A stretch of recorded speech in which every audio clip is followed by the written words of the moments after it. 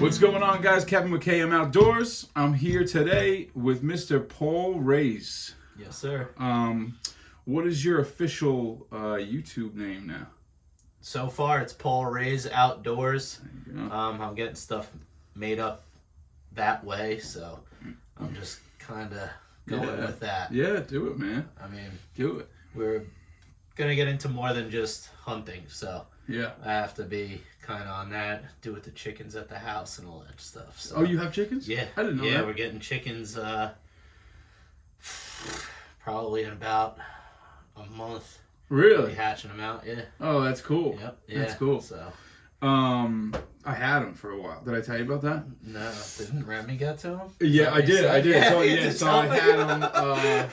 Yeah, I had them for a while, and I liked it, man. It was really good. You get all these fresh eggs and stuff, but you know, the dog. I mean, I had like a pen, you know, like a 20-foot pen for the chickens, but they get bored and they want to break out, you know, and they would sneak out into the backyard, and my backyard's big enough where I couldn't survey the whole yard before I let the dog out, and she'd pick them off one by one. So that's it. I mean, I couldn't. Well, that's what happens. Can't when be you have a mad good at her, you hunting know. dog. Yeah. So. She does the job. Yeah, man. So we got some good sticks here, huh? Yes, sir. Thank you very much. Yeah, no problem, man. What do we got? So that's a Nub, Connecticut. Nice. You said you're a mild guy, so Yeah. I tried to get as mild as possible, but as nice as possible. Yeah, So all right, cool. I went that route. So we got a little... All right. I'll pretend like I know what I'm talking about. Smell the oaky flavor. You'll get there. No, We'll get you there. it smells pretty good. Well, you know what's funny? I thought you were a big cigar guy. Well, I because- mean, I do like cigars. Yeah, because I saw you post on Facebook about you were in a cigar lounge. Somebody might have tagged me. Oh, there you go. Maybe. It One of could've- those things. I saw somewhere. recently, right? Yeah, pretty recent. Yeah. A buddy of mine had invited me to go with him to a cigar lounge, and I mean, I like cigars, you know. I mean, I like them. I'm just like not a heavy cigar smoker, you know. Like I know people who smoke a cigar every day after work. You know? Oh no, I'm not. You know who's like that is my father-in-law. Oh really? Dude, like was loves almost it. 6 a day. What? Yeah. Man, no, I save it for a special occasion, you know. Me too. We were going like once a week. We have the spot that I belong to over in Levittown. Oh yeah. Shout out to Cigar Hut. Cigar Hut. That's the name of it. That's my spot Cool. over there. Shaw's a great guy. Go see him if you're in the Levittown area. He's the man. Let me see this little torpedo thing you got over here. It's a punch. Yeah, I'm familiar with this. There you go. I'm familiar with that. I don't know. I actually have. Look at that, right there. I got some matches from a cigar shop Perfect. that I've been to. Beautiful thing. Nice. So, I don't know what we're using as an ashtray, but we'll figure it out as we go here. yeah, I'll shoot them out the door. They're pretty good cigars, so I mean, they shouldn't need to be ashed. See, I don't know that. Good cigars, you don't need to ash? No, so, well, Okay. you can ash them, Okay. but I don't know how true this is. You know you're going to get some cigar nuts that watch this and be like, yeah. I don't know how true this is. That's why I'm saying I'm being careful in internet land. You I don't wanna have get heard canceled or before you anything, tell know? me. Yeah, I have heard before you tell me that the longer you keep the ash, the cooler the draw, and like the richer the draw. I'm not I feel like entirely. everybody makes their own shit up. It's all the same shit. I don't know how good my punch worked on the. Oh, here we go. There you go.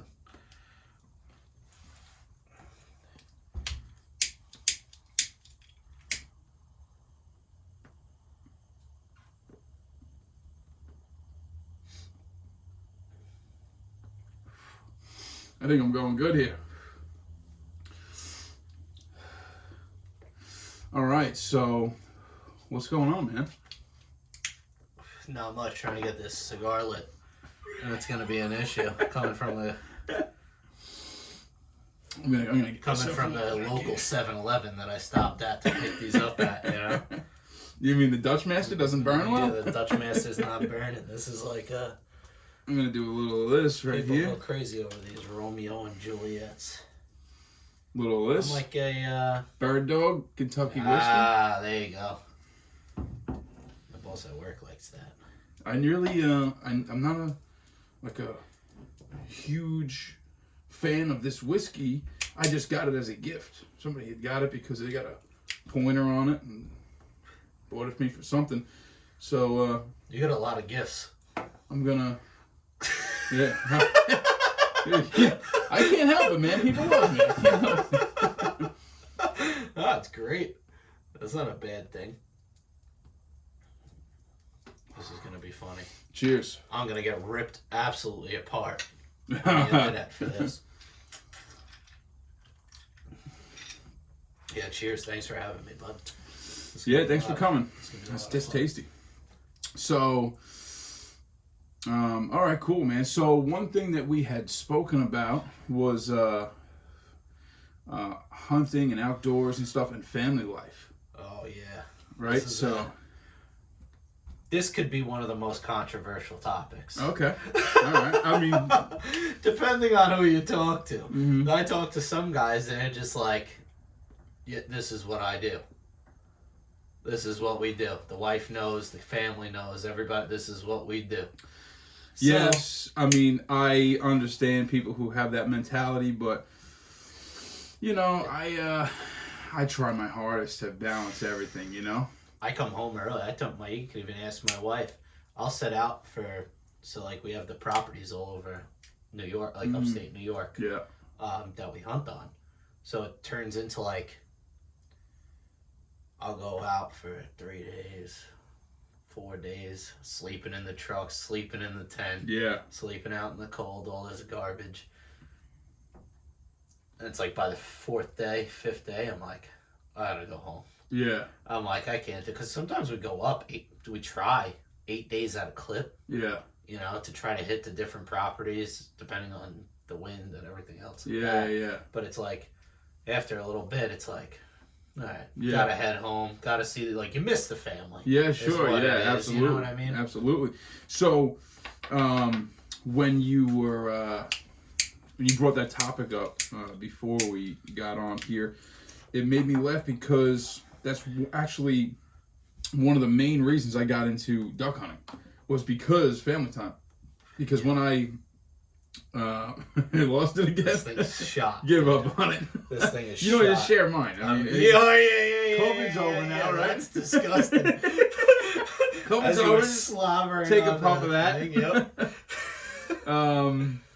Yeah, so that's actually why I got into duck hunting, because when I was deer hunting, what I was doing was I was going in the woods and staying there from 4 a.m. to 14 hours sits. Yeah, just staying there, you know. So with duck hunting, that's a different type of hunting. I don't care. I don't know. Some of these guys out there, you know, big YouTube guys. Yeah. Oh, running around. We're out 8-mile walk. I'd rather be out walking. Oh yeah, sitting for in sure. That tree for 14 hours. Yeah. It's just a different type of hunting. Yeah, absolutely. I'd for sure God. be out. I'd rather be out walking. But, so yeah, that's what I used to do, and it was like, man, I didn't have any time. I was just coming home, sleeping, and going right back out in the morning, going hunting again. So when I started duck hunting, I realized that I could still wake up same time as I'm deer hunting. I could still do everything I'm doing, but the duck hunt is you could be home by 9:30, 10 o'clock in the morning, you know. And a lot of times I am, even with the boat and everything, pulling in the driveway, and the girls are just eating breakfast, you know. Yeah. So and you're not missing out on so much. I could see that, and just like how this year was my first year duck hunting, thanks to you. You know? Yeah. So it's like one of those things, but I feel like that's more. There's just something about the whitetail woods that I just can't break away from. That's the whole thing. Well, it's like it turns into one of those things where I'm not positive if I could. Some guys just drop off whitetail hunting after getting into waterfowl. Yeah, I started to become one of those guys, but I'm gonna fight it. I'm not going to do that. Yeah. I'm not gonna do it. No, you can't. You miss it. It's one of those things. There's nothing like being up in the woods on like a crisp October morning up in those woods. It's just like one of the most relaxing hunting memories that I have is I was sitting in a tree stand. I was rifle hunting at the time. And I'm sitting there, and it was just so, like one of those days where there's just no wind, like zero wind, and it was so quiet, and it just started snowing, dude, and I could hear the snowflakes hitting the leaves and stuff around me. It was crazy, man. It wasn't windy or nothing, just barely coming down, you know? And, that's just probably... You know what? That's one of those things that a camera will never capture. No, never. That's the whole thing. You know, can't. They could try to sell it. Yeah. As much, unless you're out there in the woods, actually there, it's a whole different ball game. Yeah. You know, it's just a whole different type of feel to it. Yeah. It's just can't wait until October. Yeah. I can't wait until October. I love it. This year we get to go up September. We got a permission on our property in New Jersey. Oh, really? Yeah, what is that's it, like cool nuisance too. or something? No, it's just Jersey starts early. Oh, really? September 10th, which is nice. And that's just for bow, right? Yeah. They have like really strict rifle laws, I think, in Jersey, right? I think in this specific area, you can only use shotgun. Which we're not going to do. I mean, it's just like here. It's like a real suburban area, or urban area. Whatever it is. Yeah. So, but I'm going to get a lot of hate for this, too. Oh, I boy. don't really care. What do you got? We get to hunt over a corn feeder. Oh, really? Is it all legal? Everything's... It's legal to bait in that area, Jersey. Oh, yeah. I don't know if it's statewide if you're allowed to bait, but I know this particular zone you can hunt over a corn. Really? Yeah, whatever type of bait you want, basically. There's no restrictions on it. So one of my buddies, the first buck I ever took with a bow, we were up in Ulster County. We were in a deer blind. I was so sick. Like, I just pushed through to get my buddy out in the woods. Yeah. He bought a crossbow. Like, I took him out the weekend or two before, and he, like, really got into it. Yeah. And we saw a couple deer, and it, like, really got him. Yeah, so it's yeah. hook, line, and sinker, basically. Yeah. So he's like, oh, what can I do? I'm like, well, don't buy a compound. I was like, you buy a crossbow if you want to hunt, because pulling a trigger and putting a scope on something is not very hard. So, I got really sick in between then, and sick like with a cold or something? Yeah, I don't know if it was the big C or not at the time, but that was early on. You know, I wasn't.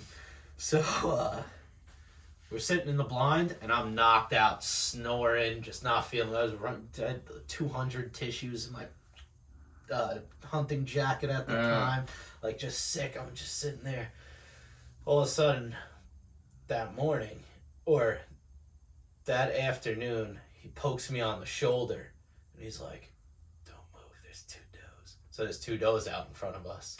So it was actually, the whole experience was really cool, because I told him, I'm like, all right, I'm like, listen, this is what we could do, and I'm talking real light, whatever, telling him, like, wait until this one is here, and that one is, you know, there's two of them out in front of us, maybe about 25 yards. Okay. It's like with a crossbow, you can't miss it. Yeah. So we think. All of a sudden, out of nowhere, we get a 8-pointer coming in. First buck I've ever seen when I was out in the woods with my bow. Oh, wow. So I'm like looking at it, and I'm like, wait, there's a buck coming. I kept seeing the does look into the woods, and the buck comes out grunting with its head down, like big full buck? blown. Gave us a shot. No, just gave it not huge. It's like a basket 8.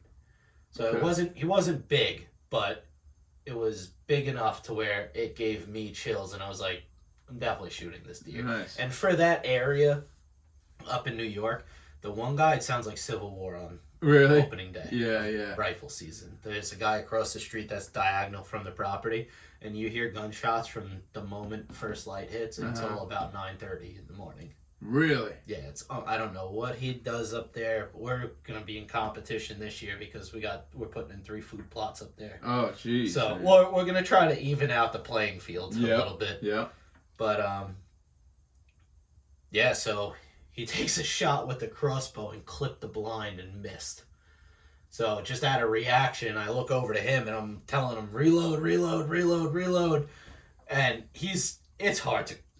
I don't know anything about a crossbow. Don't you need a tool to? Yeah, so it's basically a rope with 2 hooks on it. You got to wrap it around, get it to the end of the string, and pull, and then set the bolt in, click the bolt back, and then you can take safety off and shoot. It's going to take him like a minute.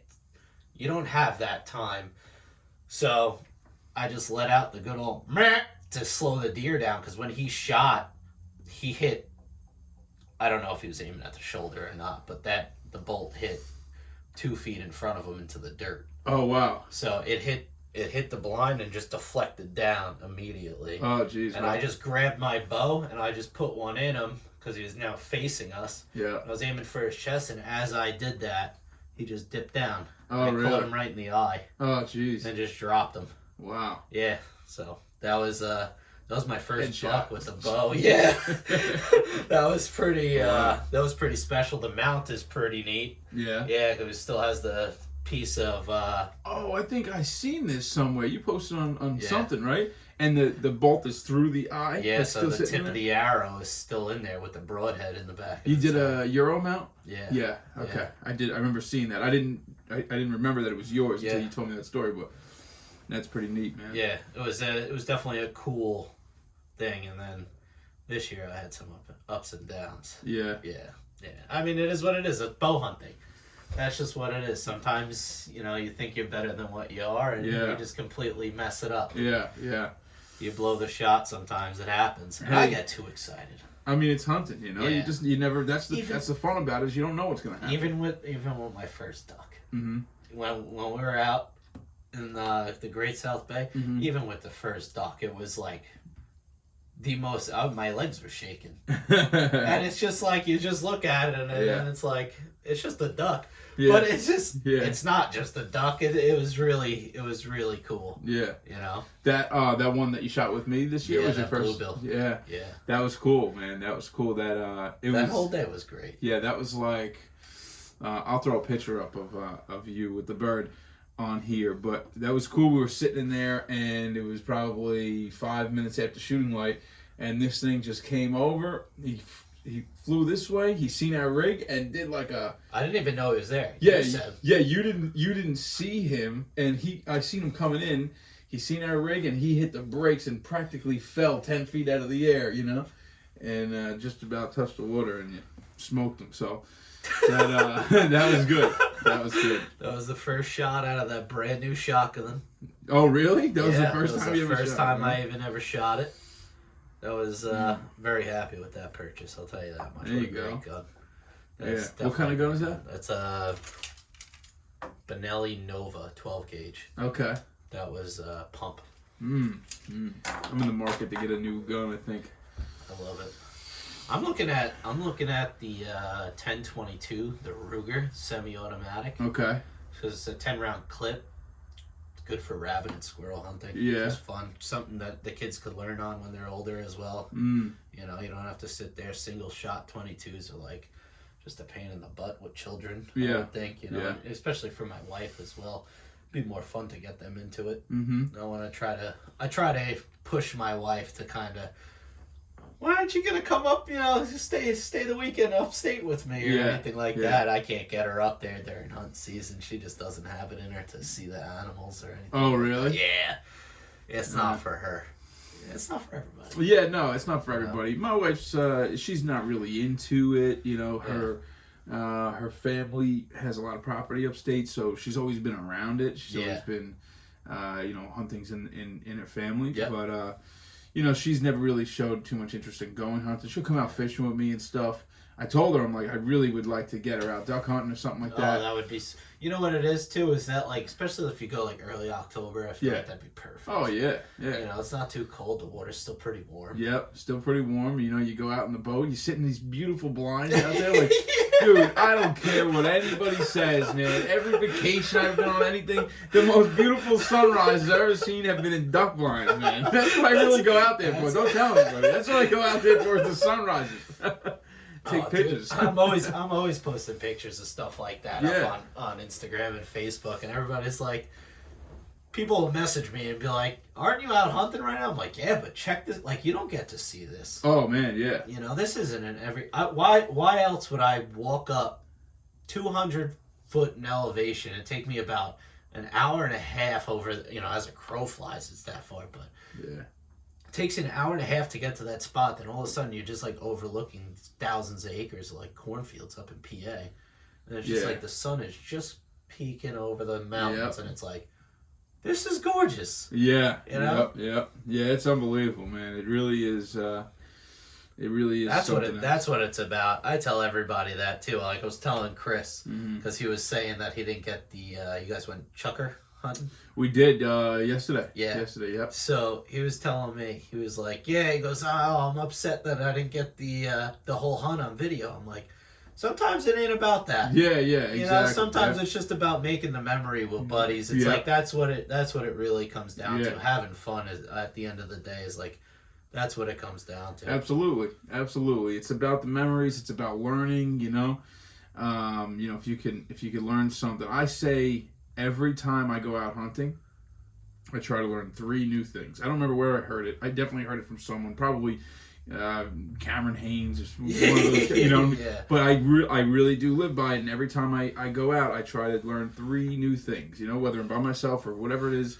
Sometimes if I'm by myself, and I'll let the birds land. Like, I won't even shoot. I'll call them in and let them land and just watch how they interact with the decoys and what they do, you know. So that's just my thing. That's like all non-hunters. They're like, oh, you go out and you shoot anything you see. It's like, nah. I have pictures of fox and bear and bobcats. And I take pictures of deer. I don't shoot all the deer. I just take pictures of some of them. Yeah. You know, it's just it's nice to just be. It's like interacting with nature when they don't know that something is there is very interesting. Mm-hmm. You know, it's just like all these photographers that go up thousands and thousands of feet into the hills to go like a longhorn ram. Oh yeah. You know, it's like you know how hard it is to just get up there, number one. Oh yeah. And number two, for something to live up there, it's just amazing. Yeah, absolutely. Know? And I think that's where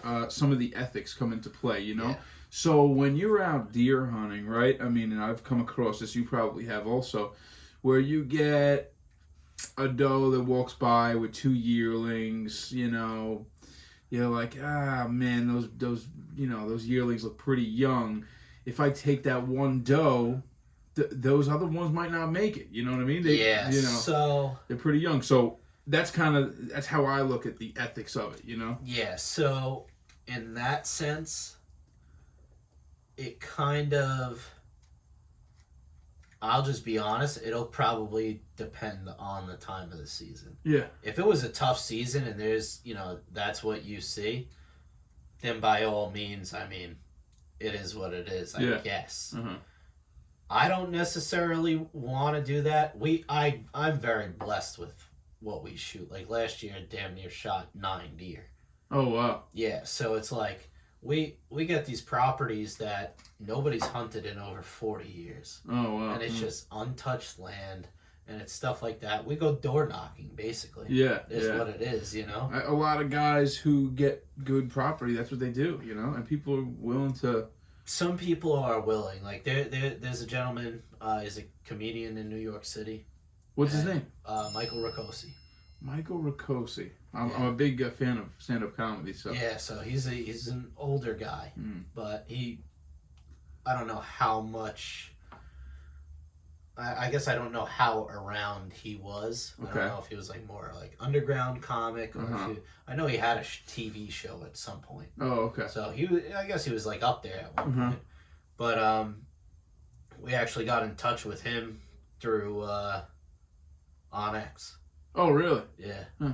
He's a hunter himself. Nope. Oh no. No. What'd you find? He's a real estate investor. And this little 6-acre property that we were hunting on was surrounded by 60 other acres.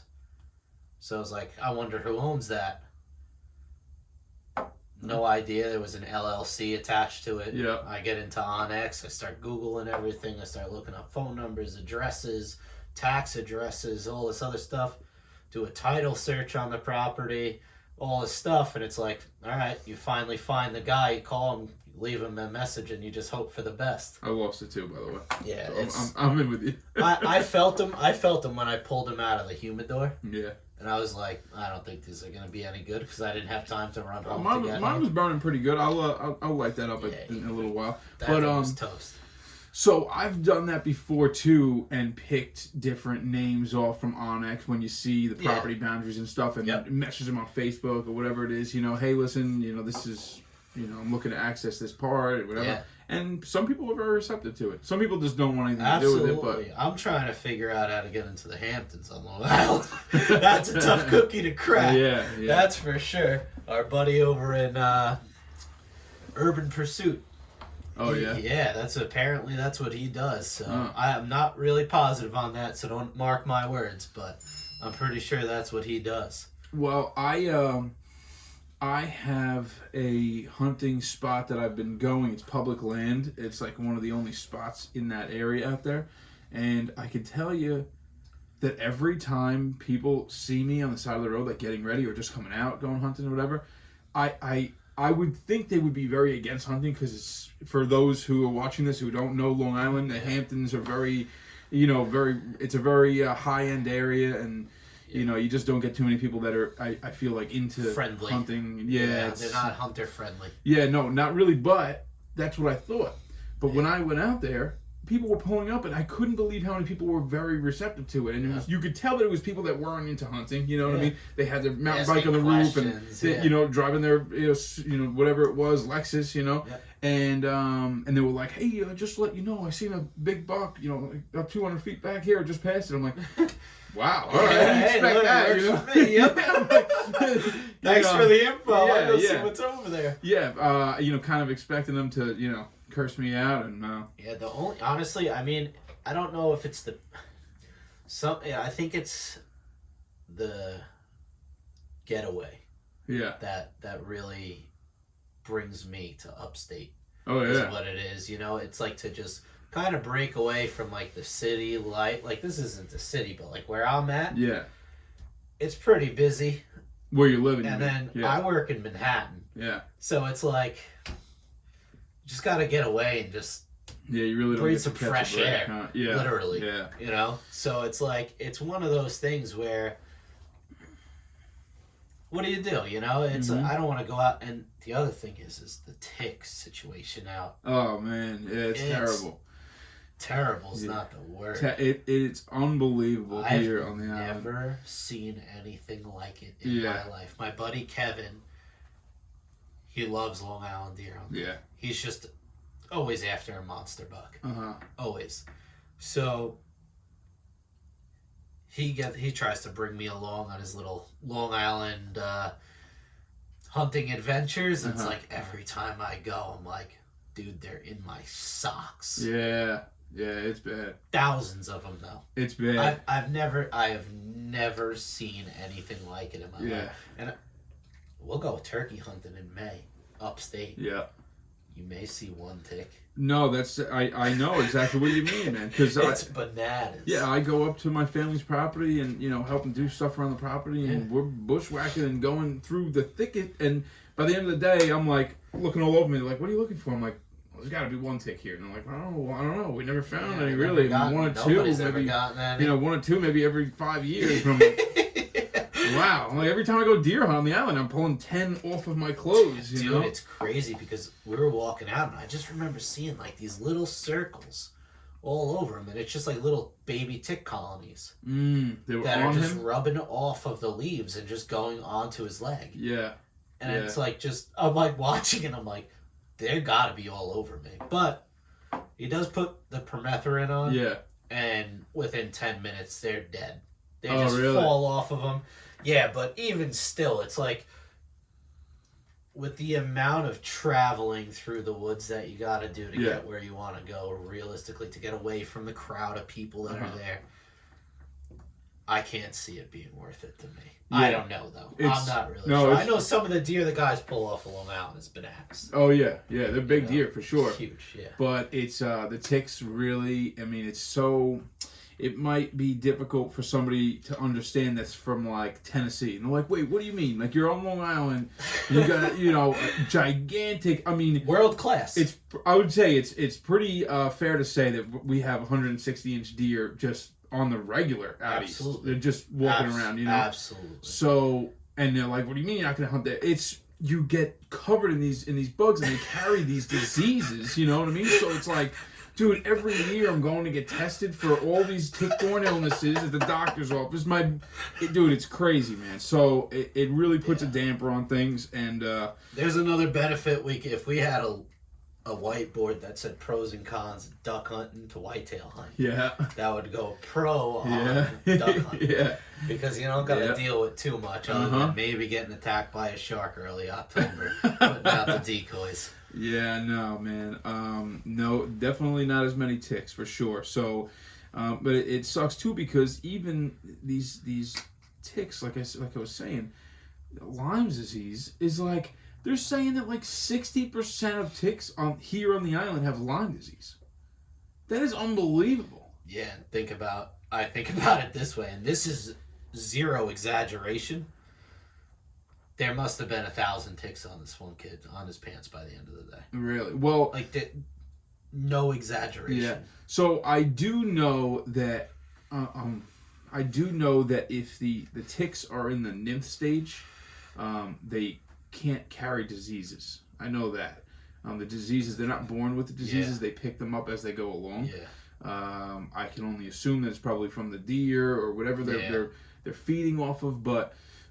So I have gotten that before, like when I was mountain biking. I didn't know they were on me, but when it was a couple days later, and all of a sudden, I looked at my leg, a rash. Dude. It was like, no exaggeration. It was probably 1,000 mosquito bites, and it started around my ankles, and it slowly faded all the way up to like I had like 1, 2 on my neck. And it was just like slowly faded up my body, but you could see it started on my left ankle, And they were same itchiness as a mosquito bite, everything, but probably 1,000 of them. They lasted about a month. Yeah, pretty bad. Yeah, it's bad, man. I could put a tally up against upstate on that one. Yeah, because literally, I mean, I think I've seen one. Mm-hmm. And again, like you could be bushwhacking, you could be chopping trees down, you'd just be going through 6-foot weeds the entire time to get to where you gotta go. It's like maybe one. Yeah. Well, I mean, look at the deer. Yeah. You shoot a deer here on the island. Oh God. It's covered in ticks, head to toe. The inside of the by the groin area. My God. They're just piled on top of each other, so thick. All these ticks around the nose. They're just so around like the eyes and the crease of the eyes and stuff everywhere. And you look at a deer upstate. Like you said, maybe there's one, somewhere. But my buck this year, actually, what was really bad is that it had, I don't know if they're like deer fleas. Oh, really? That's what they're called. Huh. It was like around it was around the buck's nose. Really? But that was the only deer that had them on there, which was weird to me. Huh. Because we shot off the one property, we took 4 or 5 deer total. And off of the one they had property. Fleas? Yeah, it was like fleas almost, but it was only like I wish I remembered what it was so I could be a little bit more descriptive of it, but they only feed off of deer. Really? Yeah. So they don't pose any kind of threat to humans. Zero. You can't carry or dogs or. I was thinking you could carry it home. I started getting nervous because I'm like. Because the head was sitting in my garage for like a day after I butchered it. And then I come in the next day and I saw maybe 5 or 6 of them just crawling on the cement. I'm like, oh crap. I'm like, I hope they don't go, let me look these up and see what the deal is. And it's just like a deer flea. Really? Yeah, it's just a deer thing. Wow.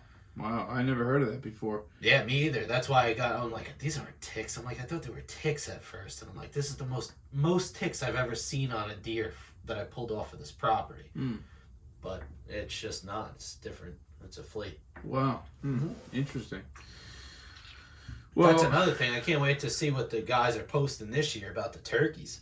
This first season of turkey hunting on Long Island opens this year. Yeah, I know. And back to the tick thing, too. I was thinking about that. We've had such a mild winter. We only had... Yeah, how many of them died off? Yeah, that's what I'm saying. So we've only had... if you think about it, it was about 1 week of real cold weather. Yep. That was it, and it was we didn't even get a bad snowstorm. And it wasn't even cold, right? I mean, one day it got down to 5 or something like that, but... it wasn't like it was 5 degrees for a month or even a week. It was like that for one day. It was one day, Yeah. Hey, listen, hopefully that helps out the deer too with all the new fawns, all the yearlings that are coming around for this spring. Oh, yeah. Hopefully it helps them out in some way or another. But I'm curious what it's going to be like this year with turkey hunting in the spring, because you're not up in a tree. Yeah. You're sitting on the ground with the ticks. Yeah, that's rough. And it's funny that this is such a big conversation, but that's like my number one thought when I go out. No, it's very dangerous too. I mean, because we're kind of looping back to what we just talked about, but the tick-borne illnesses, it's like you can get Lyme disease, and this is going to do a lot of damage to you if you're not very proactive about it, and you don't go get these tests and stuff. And it's like a crazy regimen of antibiotics that you got to go on to get rid of this if you do have it, and that's if you catch it in the early stages. Later on, I mean, it's very, very detrimental to your health if you you let it beat you up. Yeah, so. I know 2 guys that have had it. Yeah, and it's been really, really bad. I know a guy who died from it. Yeah, that's no good. Yeah. Yeah, it's very, very dangerous. So it puts a damper on a lot of our outdoor stuff here on the island. And they say, I don't know if you've heard about that, or if the Lyme disease started with that governmental island out there. Oh, what is that, Plum Island or Plum something Island, like that? Yeah. Yeah, Plum Island's kind of like... that's where you catch all your stripers, right? those 2-headed stripers, yeah. They taste kind of funny, but there's a lot of fish there. No, so yeah, that island is kind of like for you guys watching, if you don't know, maybe you can look it up. It's kind of like Area 51, where they won't let anybody near it. You know what I mean? It's a government island. Like, it's kind of like, if you look at it from like a satellite image, it's all blurred out. No one knows what goes on there. Well, didn't they do? It's an animal testing. Didn't they do facility. Animal testing for? Yeah, it's animal testing, but it's all very, very private. Yeah. So of course it is. We don't really know what went on there, and they found like that's where they think that Montauk monster was found. Oh yeah, the dog thing. Yeah, washed up. That was like 10 years ago. Yeah, it was like a carcass. That was. Did you see a picture of that thing? Yeah. Dude, that was crazy, man. It looked like a little alien or something, And they say, hey, listen, I don't know. They're shooting stuff down out of the sky every single day, they're saying. Yeah, balloons, all that. I don't get into it. I don't get into that. Yeah, so, yeah, man, it puts a big damper on stuff. So, I mean, because I do a lot more than hunting, I'm into mountain biking, I love hiking, all that stuff, Yeah. Can't do it here on the island. It's like I'll mountain bike from right now. I just got my bike serviced on February 5th. It was right after duck season, and I got it back. So I'll mountain bike from right now until pretty much like June, and then that's it. That's the Long Island mountain bike season, and then it's over, and that's it. If you want to ride the street or ride trails where if you spread your arms, you're not going to touch any leaves or anything. You know what it is too? It's like. It's not like they manage the land in any way. No, that's the really. other thing. And that's where I get kind of like on the board about upstate hunting and then Long Island hunting. Yeah, because it's like even just going out into the woods on Long Island, because it's all like viney, thorny crap. If they figured out a burn schedule for Long Island, they could get rid of all that crap, and it would. I mean, not that, as the DEC states, not that we need the help with the turkey population. Yeah. But it promotes all undergrowth, too. Oh, yeah. For deer, everything, It's just all land management-based things that I think the DEC could really step up a little bit on Long Island, specifically. Yeah. Considering we do have, as we both stated, it's like world-class deer hunting. It's unbelievable. It's crazy. But no one hunts here. I think because it's hard. You know what it is? It's a pain in the butt, too. Yeah. It's like you gotta go to a checkpoint. You have to check in. Dude, only 4 guys per this area, like Rocky Points. There's no such thing on Long Island as pulling up and hunting. You gotta have 3 permits, a pass in your window. You gotta talk to this guy, check in. It's crazy. Be back by this time. Yep. Stay within these boundaries. Well, that's the thing that gets me. It's like you can't. It's not just going out. Yeah. And I've talked to, and it's funny too, because like you were talking about the Southampton thing, there are a lot of clubs that you could join on Long Island and be a part of like the deer management and hunt year round. Oh yeah. And you can hunt year round. That's really? it. Yeah. Mm. The problem is you're pulling into these houses in like North Oyster Bay, damn near Brookhaven. Yeah. And you like put in a code to a gate. You take this, it looks like a road, up, and then all of a sudden it's this 17,000 square foot home. Yeah. With lion pillars shooting out water into a koi pond, Yeah, you know? yeah. And it's like, all right, well, I have the map here, the tree is there, and you're like, I'm not going to see any deer here. Yeah. Then all of a sudden, some of these guys are shooting 200 plus inch deer. Yeah. And it's like, it's unbelievable. Yeah. I mean, seriously, it is mind boggling the size of the deer on Long Island, but. Yeah. Again, I don't know if you could. I don't know if I would trade upstate. Like we sleep in a tent. We don't do nothing fancy. No, that's the beauty we have a big tent that's like probably it's a little bit bigger than this area. Oh really? Wow. Yeah, it's pretty big, but it's got a little wood burning stove in it. That's what I was gonna ask you. How do you do your heat? There's a little wood burning stove in it. It's a wall tent. Oh, so okay. it has the cutout and the sleeve and everything for the exhaust for the fireplace. Yeah. That's neat. Yeah, it's nice. You got it's a 16-person tent. Yeah. So it's big, but only 2 of us sleep. Yeah. Well, so you know what? It's nice. I mean, when they say it's 16, you could probably realistically fit maybe 6 in there, probably comfortably. Yeah, right? It's like put 6 guys in there in the winter. You know how gross it would smell. Yeah, 6 animals in there just eating beans for dinner. But yeah, the tent. I don't know how they do their calculations, but or what size people that they're fitting in the tent. But I'm not sure, man. Yeah, when I first got into, I was first getting my wife into camping because I've always camped and stuff. Do you camp? Yeah. So my dad, we grew up doing all. My dad's was huge into all that stuff. Yeah. Not so much anymore. I drag him out with me. I made him get his hunting license. Yeah. I drag him out with me, and I know he hates every second of it. So that's like my old man, dude. He's and he grew up. I watched him deer hunt as I grew up, but he just got to a point. Nobody deer hunted him. I'm the first person to ever even take an interest in hunting in my family. Really? Wow. Yeah. Even my uncles, like literally the first person. People in my family call me because they think it's interesting. Really? Yeah, I'll like post a picture up on Facebook and people will call me and be like, "How was it? How is it?" Wow. I'm like, "It's great." Do you get a lot? Did you catch one today? Yeah. Oh yeah. I get that. I love that. Did you catch one today? Yeah, I caught one. All right. He ain't doing too hot right now. He's pretty cold. I caught one. Oh yeah. I catch a lot of them. Yeah, that's funny. So my when I grew up, man, my old man, he'd go out rifle hunting upstate. He like belonged to like a little club or whatever it was.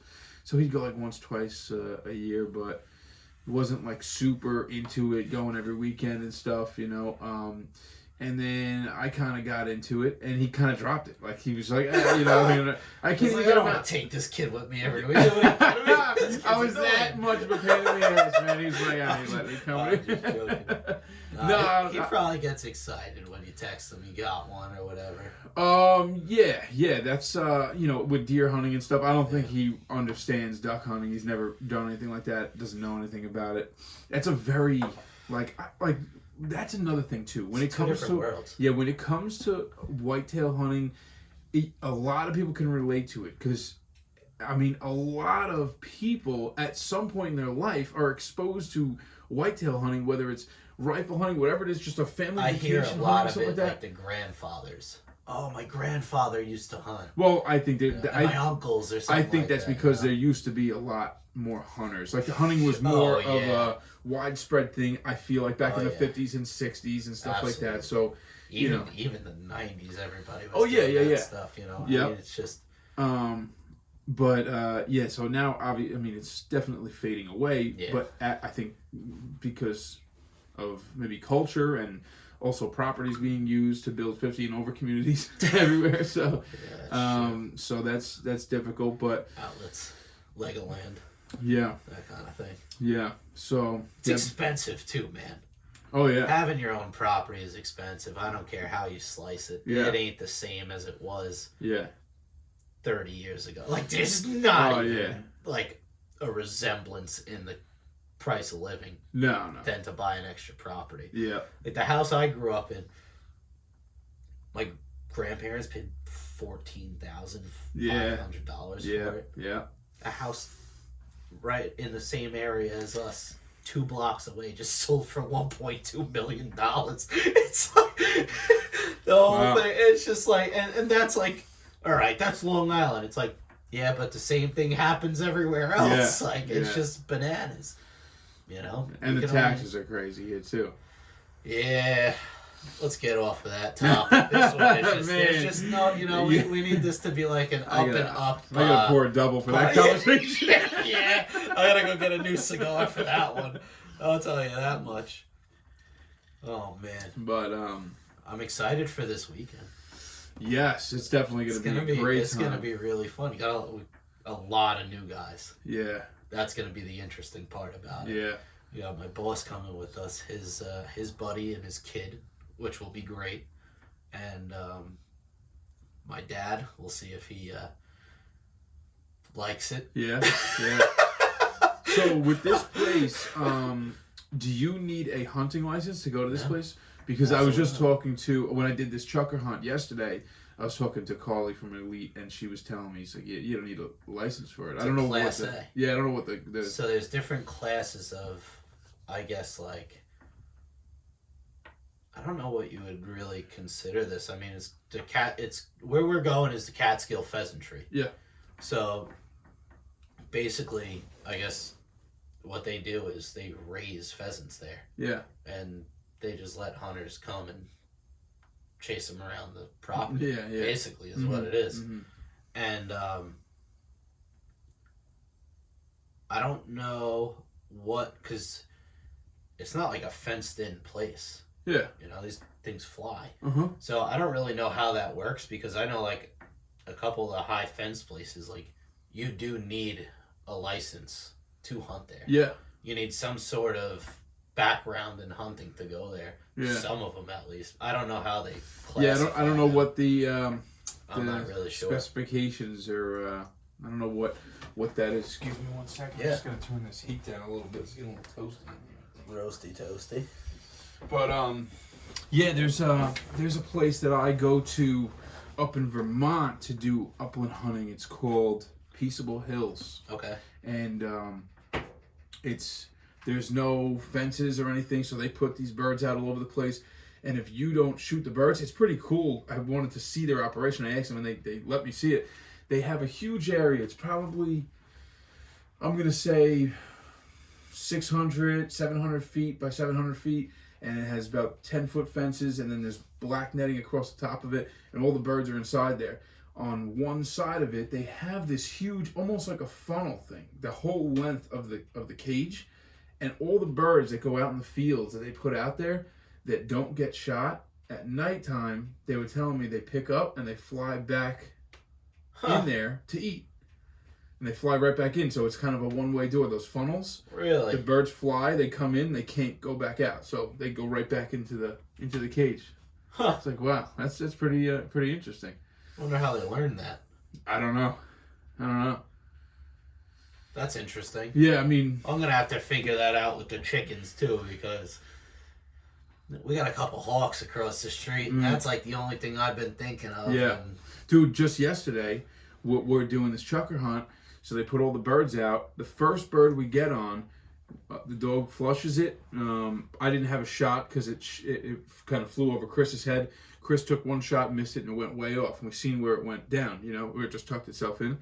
Way off of the field, maybe 200 yards off the field. So we took a walk over there to go try to get the bird.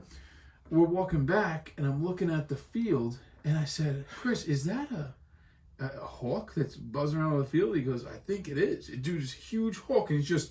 You could tell, like, when they're looking to eat something, because they're just fluttering around. Now, these birds, I mean, this is thick grass and stuff, and these birds are tucked in there, so it's amazing that they even see them. Well, but you see him, all of a sudden, he just dove down, and he grabbed one of these birds, man, and flew up, and I was like, that's unbelievable, So...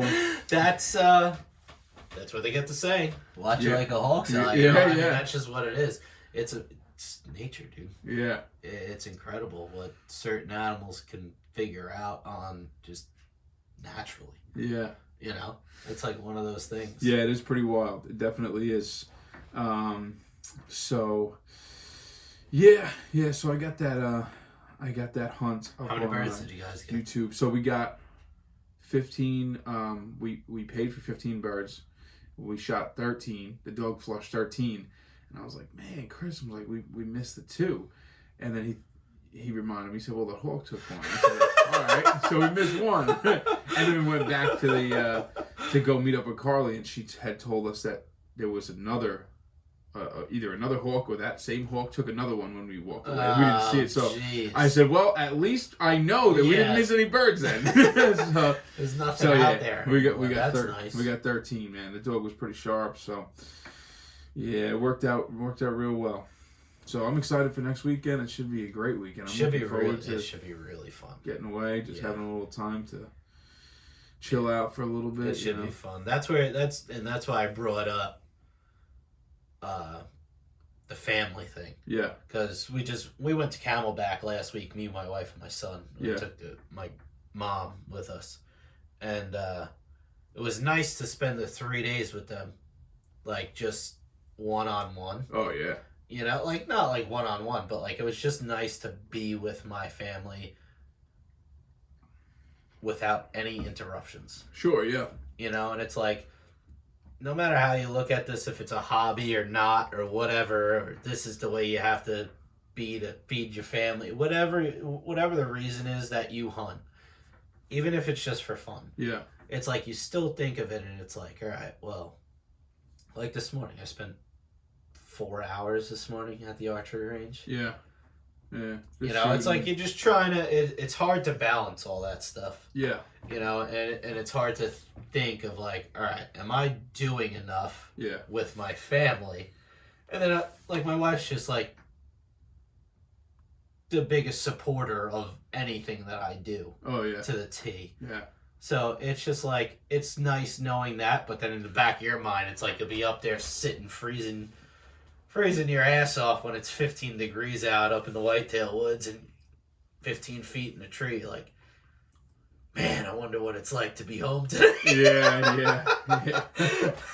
It's like, this is kind of dumb. I don't know why she supports this idea, you know? Yeah. Oh, man. Yeah. It's hard to balance. That's just what life is, though, I think. You know, just when it comes down to it, between work, your own hobbies, family time. You just give it the best fucking go you got. Yeah, man, that's what I do too. It's like, you know, there's so many days, especially it's around Christmas time, you know, hunting season overlaps. So there's so many days where I'm up at 2 o'clock in the morning and I'm doing whatever and going out hunting and doing all this stuff, and you get home by 3 o'clock in the afternoon. You want to go to bed so bad at 5, 6 o'clock. You do, but I will push myself, dude. I will push myself to make sure that I, you know, take my daughter and my wife to go see Christmas lights and stuff. It's 9 o'clock at night, dude, and I'm falling asleep. And I'm saying, no, as hard as I'm going to hunt, I'm going to spend the time with my family. I'm going to be that family man that my family's looking for. You know what I mean? I'm not going to let that get in the way.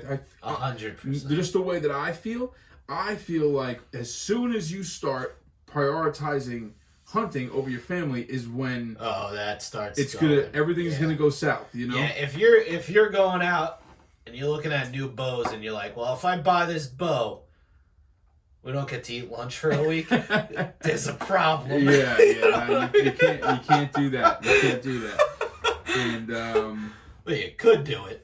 But it's just not the right thing to do. Yeah, no, it's not. You gotta really, you know, pay attention and put the family first. You know, especially when you have a wife like mine or yours, which that are very supportive and stuff. You know, you don't want to turn hunting into a bad thing in their eyes. You know what I mean? Yeah, that's how I look at it. That's why I'm always saying she makes sure I shoot every day. Yeah. And I think that's something. Yeah, that's awesome. She always reminds me. She always asks me. It's not that she reminds me, but she asks me every single day. She knows. It's like you shoot bow. You know what it's like. Oh yeah. You just shoot. Even if you're just shooting the target, it's like therapeutic. Oh yeah. Is what it is. It's Absolutely. you have to concentrate, and this is my biggest thing. This is why I like bow hunting so much more than rifle, and I'm like such an avid bow hunter. Is it's so relaxing to whatever happened during that day, whatever, if some bullshit with work or whatever. Yeah. It's like nothing really matters when you're shooting that bow. Yeah. It's just concentration, and it's just you. It's like everything kind of goes silent. Oh yeah. It's very interesting. Yeah. And for people, if you're watching this and you don't shoot bow, I really recommend it. Even if you just shoot a bow, right? Even if you don't want to hunt with the bow, just shoot it. Just shooting it. There is just something about it that is probably one of the most relaxing things I do at any point during my day. Yeah. It's better than sleeping. Yeah. You know what I mean? Yeah. I'd rather do that than sleep. Yeah. It's great. I love it. But she makes sure, she asks me every single day, did you shoot? Oh, yeah? Yeah. She makes sure. She knows. Like, she could see the difference, I think. Yeah. In a way. But it's really cool, and it's nice to know that, like, she actually does understand, like, my love for it, too. You know what I mean? So it's like one of those things. So, it's neat. It's neat. It's nice. Yeah. Yeah, that's very cool that, you have a lot of support at home. That makes everything easier. That's for sure. It makes you, it gives you a huge advantage and be able to be that outdoorsman you're looking to be and set a good example for your children and all that. That's what it is, and it just takes a lot of discipline to be out every single day shooting. Oh, yeah. Yeah, it's tough, dude. Again, life gets in the way. Yeah. But I wake up, I go to the gym, I get home, I shoot, make breakfast, eat with the family, go to work. Yeah. And now it's just the routine. Yeah. That's just what it is, And if I'm not shooting my bow, I'm doing something, cutting arrows, sharpening broadhead. Like, there's so much else that goes into it. So it's like, at least you're doing a little something every single day to make sure that everything's in pristine shape at least, Yeah, absolutely. And there's so much that goes into it too. Sometimes it's like, this is a pain in the, like, so much. A lot of prep work. Yeah, a lot of prep on it. It's just, but that's why it's a hobby. That's it. Yeah. That's why we love it. Oh. Let's talk about this year's plans. What do we got? This upcoming year. So, this upcoming year, I'm going to slow it down a little bit. And you don't want to hunt every single day of the season? No. Why? I'm not going to do it again. So I did it, and people might not know this, that I watched this, because I didn't really advertise it, but every year that I've either hunted, deer hunted, whatever it was, or a lot of times it was duck hunting. I feel like duck hunters do it a lot, where they say, I got out, 6 days last year, I got out 12 days last year, I got out whatever. I just decided I'm going to do every single day. That's it. I'm going to do every single day, and I got lucky. I'm here to confirm that happened. Yeah, so I'm pretty lucky, as my where I work is located on the water. It's located near a lot of duck hunting spots, so I was able to go every day after work and on the weekends and stuff. So I did every single day. I did the short season in the first half, and then the long season, and it was rough. It became a little monotonous, and kind of turned it into every a single day. I texted you. I mean, when did we link up? In December, right? January. Yeah. It was after deer season. Yeah, a little bit late. So it was January. So at least from January until February 15th, right? Every single day I texted you, you said you'd be duck hunting. Oh, yeah. Yeah. Or you'd be sending me pictures. Yeah. Or you'd be in Canada. Every day. Every day. Yeah, that's right. You'd Yeah. be up in Canada. Yeah, we went, not into Canada, but damn near close to the borderline. Right? Yeah. Right up there, so. Close enough. Yeah, it was good.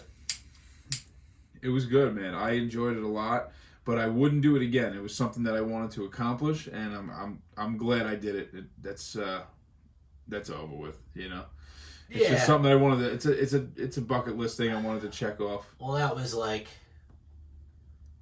this year for me with deer hunting. I think I deer hunted more this year than I ever did. I was off every Thursday, Friday, and Monday. Wow. I only worked Tuesdays and Wednesdays from the month of October until December. Mm-hmm. And then for opening day of rifles, off a full week. Wow. Yeah. So you did a lot too. Yeah. Where I was out in the woods a lot. But again, it was one of those things where, circle back to what we first started talking about was splitting time up between this and family. That's what made me think about that. Oh yeah. Because like I said, like my wife supports everything that has to do with hunting. My son was 3 months old and I was out in the woods. Yeah. For a week. Wow. Don't come home until you have a deer. Yeah. So it was like, all right, let's make that happen. Yeah. So it turned into that, and it's nice. I think she looks at it from, I don't know if she does or not, but I think she just agrees with me that it's the meat really is what we're looking for. Oh really? Yeah, we feel our free. This almost the only thing we eat. So your wife eats it every day? Yeah, wow. She cooks. Yeah, dude, she cooks a bitch in backstrap. Really? Yeah. Wow. Yeah, she'd blow the socks off of a backstrap. Like, it's unbelievable. Whatever she does, it comes out amazing. Twice so far. The other night she made venison fajitas. Really? Yeah, fire. Venison fajitas. Yeah, that's probably delicious. Fantastic. That's one thing that I think I'd like to work on next year is maybe the cooking, because I can't cook to save my life. I can't, dude. I mean, I take my stuff when I get it, whatever it is, birds, whatever. Like the other day when chucker hunting, got all the birds, and I was with Chris. Chris, here you go.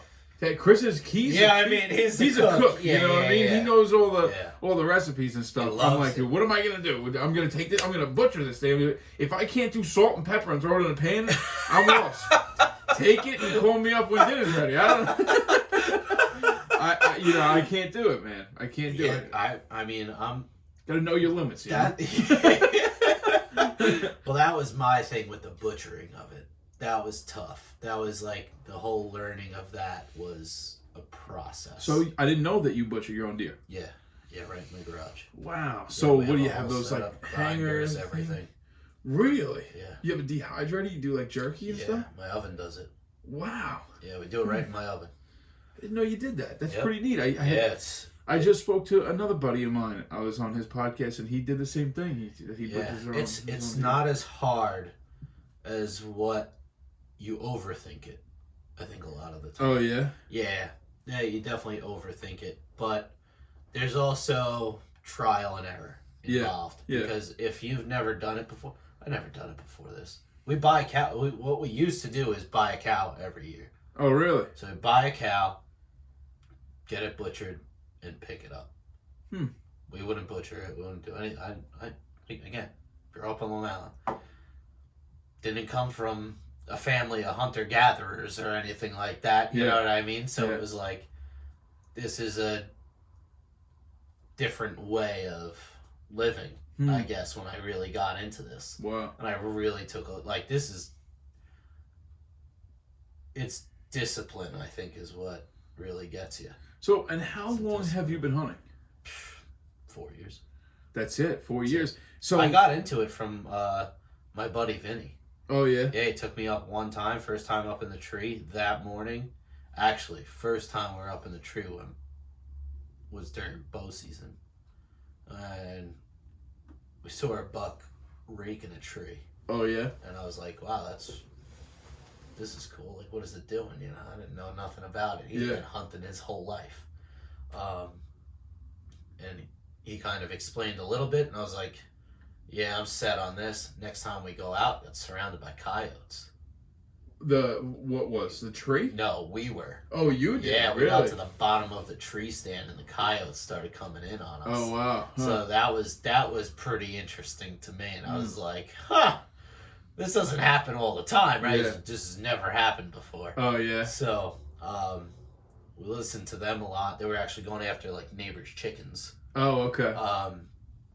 And then I ended up getting my hunting license. I got my first deer off of his uncle's property, and it was hook, line, and sinker after that. Really? Yeah. I was out there in blue jeans, an orange vest, a sweatshirt. It was like 25 degrees outside, freezing my ass off. Yeah. You know, it wasn't a great experience, but at the same time, it was like, yeah, I got one. Mm-hmm. I couldn't believe it. You know what I mean? So it was cool, and it was definitely different. But then I took a real liking to bow hunting. Like, I really started getting into it. I looked into it a little bit, watching videos. Yeah. I was like, yeah, this is what I'm gonna do. Yeah, it's definitely a very interesting side of deer hunting. What I've noticed though is that guys, or people I should say, that get into hunting, you know, as an adult, you know, a mature adult, I feel like it's a little bit different for them. Just from my experience, you know. Oh, yeah. Like I talk to guys who they grew up hunting, they shot their first deer at 8 years old, and they're like, hunting's hunting, and you know, that's it. I feel like guys who had started it as an adult, it's more of a, I don't know, it's like how a to different describe love. it. It's a different type of love for yeah, it. it's something that they have a lot of passion for. A lot, you know. And that's where I think this came from. It was more of like, how many times can you go to a bar on Friday night? Oh yeah, yeah. I'm only 28, so I only started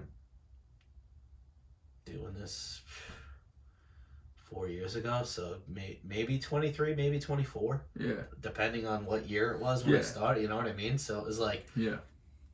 That was the same age that I started too. Yeah, and it was like, it was way and then you think about it, it's like, whitetail hunting is so rewarding. Oh yeah. You get 100, 120 pounds, depending on the size of the deer. I mean, up by us, you're lucky if you get 150 pounds. Yeah. Like, you yield 150 pounds Yeah. after you butchered it. Yeah. So it's like, and that's a pretty big deer. So it's like, then you get to grind it, make sausages out of it. Dude, that's what we did this year. We made 40 pounds of sausage. Really? Yeah, so dude, barbecue it all summer, you know what I mean? Like that kind of thing. We have, I don't know, I think we had like just over 200 pounds of ground meat. Really? Yeah, just ground venison. Wow. I mean, it was a lot of deer. I shot a lot of deer this year. I had so many tags because we had so many different properties in different areas. And then I tried to get out on Long Island, but I just couldn't. I went out once or twice. Just couldn't get over the tick thing. But anyway. But I don't want to circle back into that. Yeah. So you got this YouTube channel that you started. Yeah. So what made you start it? That's what I want to ask you. I've been talking about it. Okay. For years, and I actually found a video from the first time I was out hunting. That I have a video of me kind of like going over quiet, you know, whispering, that kind of thing. Yeah. I'm like, that's pretty funny, and I was like, I would love to do it. It would be really cool. But how do you do it? Mm-hmm. Dude, it doesn't get any easier these days. You got the camera in your pocket all day long during a hunt. Yeah. Go out and buy one of these. Yeah. Wrap it around the tree stand. Yeah. And call it a day. And that's basically what we're going to do. I mean, right now I'm just going over like what my bow hunting set up. I have a recap of, you know, last year's hunts. Or whatever pictures and little videos I have of them and clips and stuff. What else is this debacle.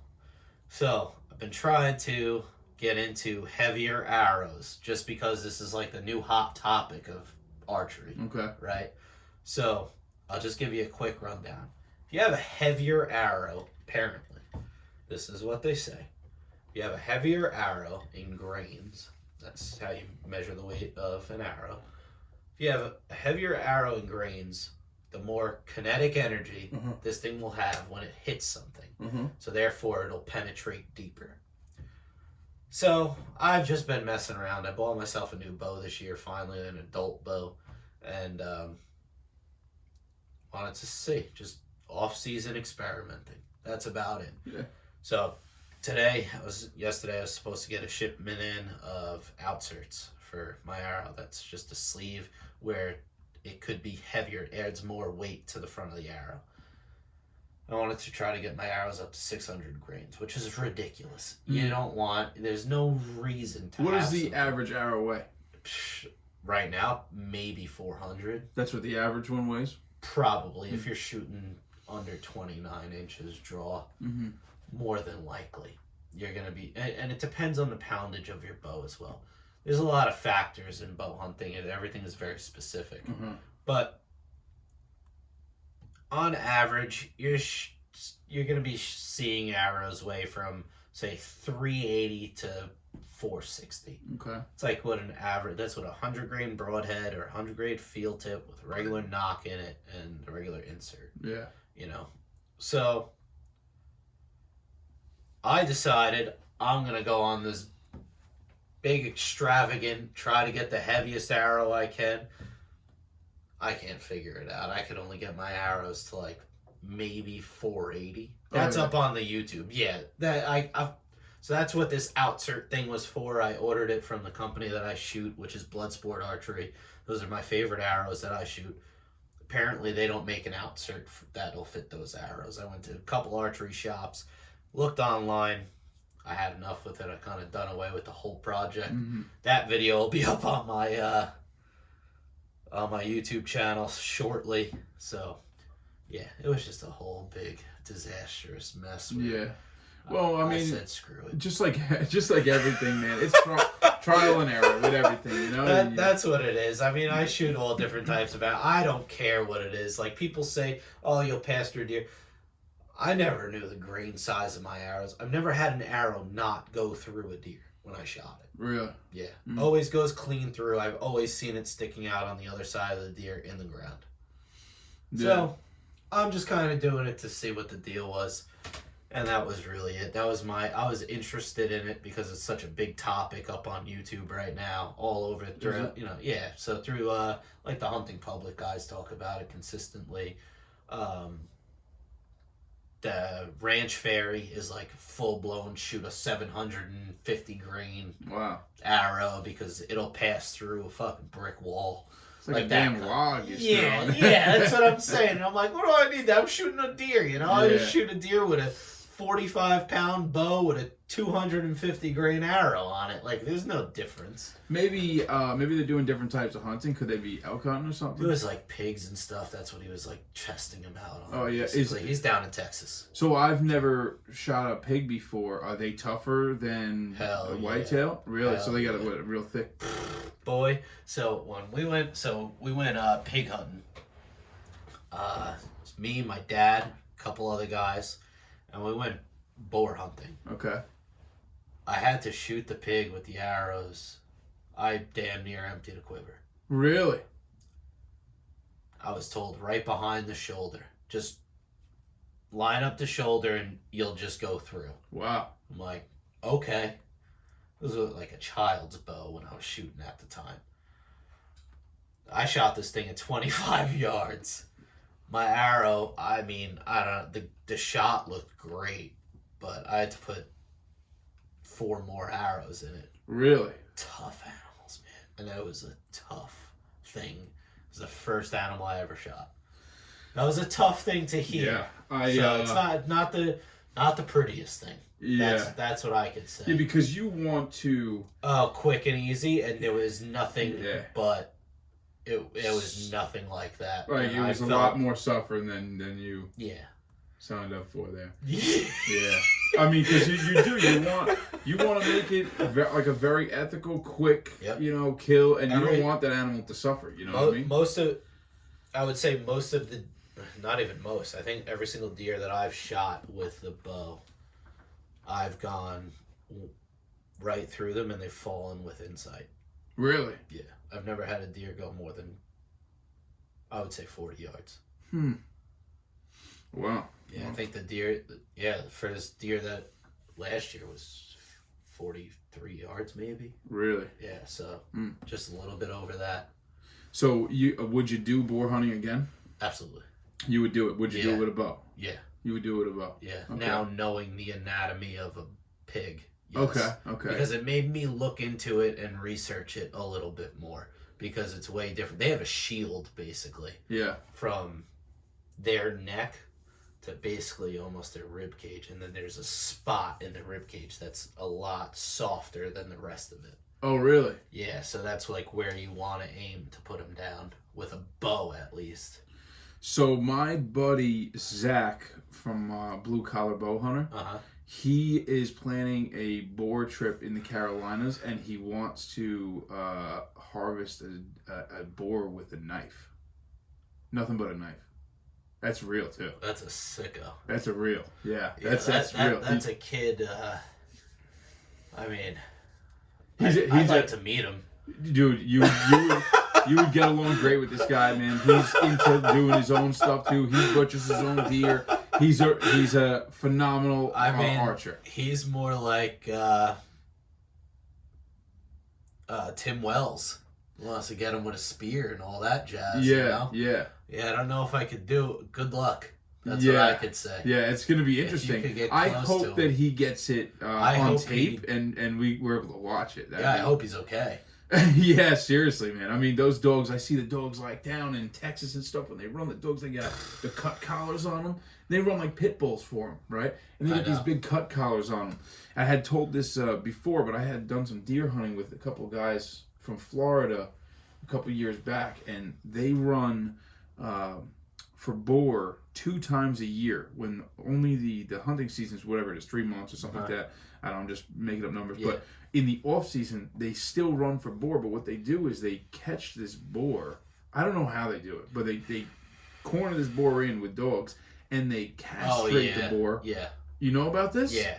So my buddy Joe lives in South Carolina, and that's what he was saying they try to do. Yeah. They and then take a little bit of the ear. Taste better.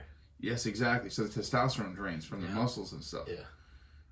Yeah, that's what they do with like a lot of high fence places. Oh, really? Yeah, they trap boars all over the country and they ship them up to where the boars aren't, basically, so guys can shoot them. Well, yeah, that's rough, man. I don't know how they would do that. I'd like to see a video of something of that, see how it's done. Because they say they try to castrate them and then they clip their ears. Yeah. So when they see them during hunting season, they know which one it is, I don't know, dude. I don't know how your boy's going to get him with a knife. Dude, you got it. He has a podcast. Does he spot and stalk? Only? He does everything. He does everything. I'm telling you, the guy is you're I'll hook you up with him, bro. Your guys are gonna hit it off. He's good. He's good, man. That's wild. He took me on my first archery hunt ever. My first archery hunt. Yeah. I seen that picture on his. I follow him on Instagram. Oh, you do? Yeah. So Zach from Blue Collar Bow Hunting. I'm Paul Racz Outdoors. Yeah. You guys. Nice to meet you. Yeah, you guys are getting along. So, yeah, he's a real cool dude for sure. I'm looking forward to that story shit. If he ends up I don't know how. Yeah, I'd love to see that video too. Yeah. I'm looking forward to the story. I just get nervous about it because I've seen it a couple times where guys will shoot him and the rest of the pack comes after the guy that hurt him. That's serious, man. So yeah, that's like one of those things. Have a Magnum with you, maybe. A couple shots left. Yeah. A couple guys around with some rifles or dogs or something. Yeah. Because, boy, I'll tell you, some of them do not take a liking to the squeal when it happens. Yeah, that's rough. It's a rough hunt. Aren't you heading down to Florida to go gator hunting? I am. So I'm gonna do that. Speaking of Florida, that's what brought that up. May 5th, I'm going down there. Oh, that's cool. So I'm gonna go down there with my. You ever eat alligator before? I have. Yeah, I have. But so I've had alligator. So I've had alligator, but I haven't had it the way I want it. Right. So every time when you go to like places in Florida, popcorn. Yeah, they got like, you know, whatever it is. You want alligator nuggets? And I'm like, yeah, I'll take any alligator you got because I want to try it. But it comes to the table and I'm like, I wouldn't know the difference if this was chicken or calamari. It's so much bread. Popcorn chicken from KFC. Give me a square cut of meat and just hit it on the barbecue or something. Let me taste the meat. You know what I mean? Let me see what's going on there. Yeah. That's what I really want. I can't find that. So. You know who's really good that you should look into so you could try to learn cooking a little bit? Yeah. Is the guy Deer Meat for Dinner. Deer Meat for Dinner? Oh, he's great. What, on Instagram? Robert Arrington. Yeah, no, yeah. Well, on Instagram, YouTube. Oh, yeah? All that. Deer Meat for Dinner. I'll look that up. He's great, bro. Yeah. Yeah, he's awesome. Big family guy, like fantastic YouTube show, very kid friendly, all that kind of stuff. It's really, really good. But he cooks all that types of stuff, and alligator is like his favorite thing to hunt. Really? Yeah. Huh. Those guys are nuts. So this particular guy that I'm going with is actually it's interesting. He's actually a nuisance alligator hunter for the state of Florida. He works for the state of Florida. So maybe you get to go to Disney too.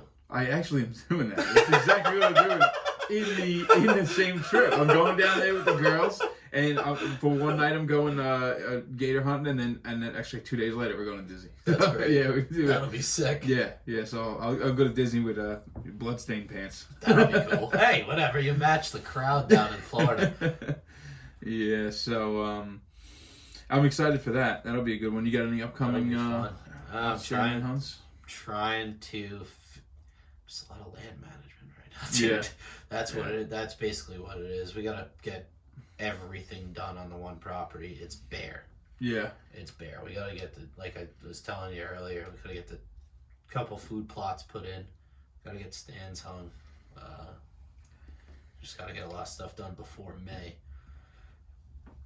And then Pennsylvania turkey hunting. Yeah. I do that with my. I got a buddy Ed up in Pennsylvania. He's definition of redneck. He's one of my favorite people I've ever met. He's great to go out and hunt with. He's so fun. But we get turkeys to gobble. We just couldn't get them to come in. I don't know. Been practicing calling and all that kind of stuff. Sometimes too much calling is not the key. Mm-hmm. I don't know much about turkey hunting at all. I've never been. Me either. I've been the past 3 years. We've gotten turkeys to gobble. Me and my dad got within like 10 yards of a flock of them. Really? Yeah, just spooked them. I don't know. Couldn't get a shot off on them? No. And then the gobbler went down and roosted. And then the next day we went back in and we had him going. And I thought it was hook, line, and sinker, to be honest with you. And nothing came of it. Really? Yeah. Smart birds. Yeah. Great eyesight. Yeah, it's amazing, man. The senses on these animals, different things. It's crazy, dude. You don't realize it as a non-hunter. You don't realize. Oh, yeah. You're like, these dumb animals. Yeah. Okay. Yeah. And it's funny too when you talk about deer hunting to people who are non-hunters, and they're like, you can go over and feed them, with your hand over and fire around or whatever. I'm like, it's a different animal, Those are deer that are domesticated deer. Those are deer that are, practically yard pets. You know what I mean? But those are, non-huntable areas that people feed them every day. But when you go out and you're in the woods and you're dealing with even, you go up to like the Adirondacks, you may see a deer that has never seen a person before, and that's it, man. It smells you from a mile away. What the heck is that thing? They're terrified of the human silhouette. Yeah. It's just one of those things. It's like we are realistically in nature, we are the scariest thing. Mm-hmm. It's just what it is. And it's crazy because, we have all the technology and all that, but as far as us as human beings, dude, we're like so weak. Where we have skin. Like you just talk about these boars and stuff, and thick hide and all that. Dude, it's skin. You get a paper cut and bleed right now, right? I can cut you with this card right now. Seriously, like we have like little to no protection. Our protection is really how smart we are. You hear guys that are cutting open deer. They find old broadheads. Oh man, in deer. Yeah, tough animals. Shot a deer last year, never found it. Yeah. Actually, unfortunately, I shot 2 deer last year, never found them. Yep. Yeah, that's rough. That's happened to me. It's very, very rough. But I know both of them are alive. Oh, really? Yeah, trail camera pictures of them. Oh, yeah. I shot one, attracted 800 yards, got another arrow in it.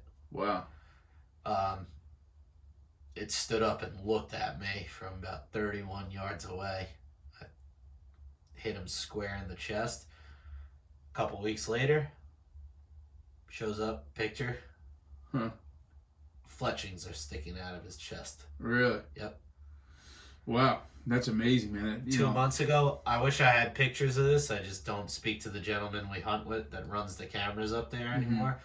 A couple weeks ago, he calls me, got the deer on camera again, still alive. No antlers. Oh, really? It shed its antlers, still got the fletchings sticking out of its chest. Wow. Huh. Terrible. Yeah, no. But again, you think about it, tough animal. Yeah, unbelievable. Could you imagine walking around with a freaking arrow in your chest? People are getting freckles removed because they're scared of them. Yeah.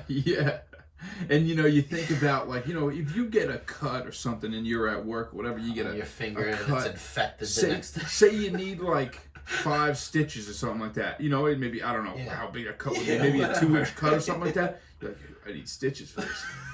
There's animals with organs hanging out, and they're like, yeah, I'm all right. You know what I mean? I think we'll be all right. I think that we're getting a little off topic here, but whatever. But I think that humans are a lot tougher than we actually think. I think we've become accustomed to today. Yeah, in today's world. Yeah, in today's world. I wouldn't go outside right now without a t-shirt on and just hang out. Right now. Yeah, of course, yeah. Yeah. Because this is what you're accustomed to. Yeah, you wouldn't walk through the yard, with no shoes on, you know what I mean? But that's crazy. We can though. That's what's crazy is we can. Your body can do it. Maybe. You just don't want to do it because we're all so used to throwing our Nike shoes on and going for a walk and how comfortable and light our shoes are. You can run full speed through the woods, through the timber with bare feet if you wanted to. You know what I mean? No, you couldn't, because if you step on a rock wrong, man, you're out. You're down for the count. I'm telling you, we ain't as strong. Dude, you ever see deer running away from something? How they run through the woods and it's just it's their. You know what it is it's their home. They know when something is up. And when it's like, if you were to come home and there's somebody in your house, yeah, you'd get in the house and you'd be like, something's a little weird here. Yeah. You know what I mean? Yeah, I know what you're saying. Or you can understand there's a presence of somebody in the house at that time, and then it's like you go into the deer woods, they know you're there. Mm-hmm. That's the hard part. They get that sense. They know. Sense. Yeah, they're like someone's here, but where? Yeah. That's why you hunt up in the tree. Really, is because they don't have predators that are in the trees. Yeah. That's the whole point of the tree stand. Yeah. But again, it's just they have those senses that's why they're alive. That's why you get to shoot every now and then 7-8-year-old deer. Yeah. So you think that the human race has become weaker and now we wouldn't be able to do that? Is that what you were in? Not that we wouldn't be able to do that. Well, I'm not saying we can't. Because you brought up Cam Hanes. Yeah. That fucking guy's out of his mind. Oh, yeah. Run 100 miles for 24 hours for fun. Yeah. For fun, man. The guy runs uphill with weights attached to him and stuff. Carries rocks that are 100 pounds and shit up mountains. I get it. I get the motivation behind it and all that to go out and do something and the discipline it takes to do things like that. I'm a very avid gym goer. Yeah. I guess I don't take any. I listen to him. I don't take any days off from the gym unless something comes up and I can't go. Okay. That's the only time I take off from the gym. So the other thing is all right, we get to go to the gym and lift weights. Yeah. Yeah. These guys used to just do things Yeah. and be huge. Build a house with Build a stones. house with, yes. Logs, you know? Yeah. Now, you know what you do? You call your local general contractor because you have no idea how to do this shit. Yeah. You let somebody else do it that knows how to do it. Yep. So it's like one of the, I don't know. It's just... I think our society has just become soft. I don't think the human race has become soft. Oh, yeah. You know I guess there's the difference. That's the way. All right. So all right. I thought you were saying something different. Yes. So yeah, I think that our society has it's definitely it's definitely that. It's definitely the society. Not saying that we need to for any reason go backwards. We don't need to go barefoot or anything. I'm just saying I believe the human body is fully capable of doing that. We just don't know it. You know what I mean? But there's other things that they have the tools. Yeah. Not unfortunate, but fortunately, pros and cons of it. The human mind is very impressive. Oh, yeah. And that's why we are the way we are. But a deer is set up to live in the winter. Yeah. We're not set up to live in the winter. I get it, but they did it. You know what I mean? Oh, yeah, no, 100%. But they still needed to build huts and whatnot. Yeah. So they had to come up with something to figure it out. And that's where the human mind... Yeah. plays that role as a tool. Yeah. Survival tool, I guess. That's where that's, just information sharing. That's it. That's all it is. Knowledge is power. Amen. Yeah, absolutely. Knowledge is power. But all right, is there anything else that you want to go over before we wrap this up? No, not really. I mean, you got anything coming up on your channel you want to let everyone know about? Yeah, just daily stuff. I mean, we're gonna start building the chicken coop soon. Oh, you're gonna do that on YouTube or something? Yeah, nice. Yeah, it's gonna come. Everything will play. That's why I wanted to kind of go with the outdoor style YouTube channel, because the outdoor is a very broad set of things that we also do, between growing vegetables, the chickens, the hunting, the fishing, we have striper season's coming up. Oh, so yeah. Maybe we could get over by Plum Island, catch a couple some two-headed stripers. Yeah, went down. Yeah. So very cool. There's a lot of stuff coming up, and again, I just like to be out. It's just fun. Mm-hmm. There's nothing better than it. It's I would say humbling, but it's awesome. Yeah. Is what it is. Yeah, it's great just being awesome. outside. Yeah. So it's just fun, man. All right, very good. Well, Paul Racz, you guys follow him on Instagram, YouTube, Twitter, Spotify, wherever you are. Yeah, just YouTube. Just across the board on all social medias. Look him up. He's got YouTube and Instagram is Paul Racz Outdoors.